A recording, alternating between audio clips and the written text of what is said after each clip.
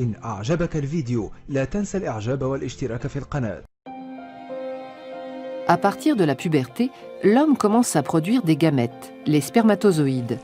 Cette production, appelée spermatogenèse, est quantitativement très importante. Plusieurs centaines de millions de spermatozoïdes sont fabriqués chaque jour. C'est dans les testicules que la spermatogenèse a lieu. Ces organes sont constitués de tubes séminifères pelotonnés. La spermatogenèse commence par la division de cellules souches appelées spermatogonies. Elles forment des spermatocytes. Chaque seconde, des milliers de spermatocytes sont formés. Leur production est permanente. Ces spermatocytes se divisent à leur tour et forment des spermatides qui pourront se différencier progressivement en spermatozoïdes. Il faut 72 jours pour qu'un spermatozoïde soit constitué. L'ensemble de ces phénomènes a lieu dans les tubes séminifères. Les spermatogonies se trouvent en périphérie et plus les divisions et la différenciation en spermatozoïdes progressent, plus les cellules migrent vers le centre du tube. Lorsque les spermatozoïdes sont formés, ils se détachent de la paroi interne du tube et sont expulsés vers l'épididyme par des contractions du testicule où ils seront stockés.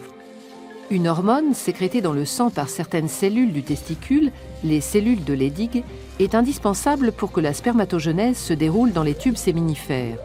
Cette hormone, appelée testostérone, est libérée dans le sang à concentration globalement constante. La sécrétion de testostérone par les cellules de Leydig est contrôlée par le cerveau, en particulier par le complexe hypothalamo-hypophysaire.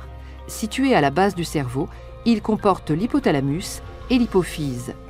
L'hypothalamus sécrète une hormone, la GnRH, qui stimule directement l'hypophyse.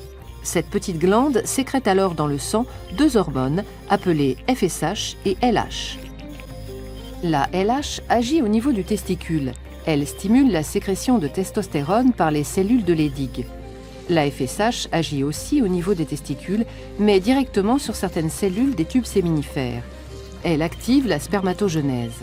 LH et FSH sont donc indispensables à la fabrication des spermatozoïdes dans les tubes séminifères. نصح الخبراء اليابانيين باتخاذ الإجراءات التالية: سبسكرايب، لايك، كومنت، فيفر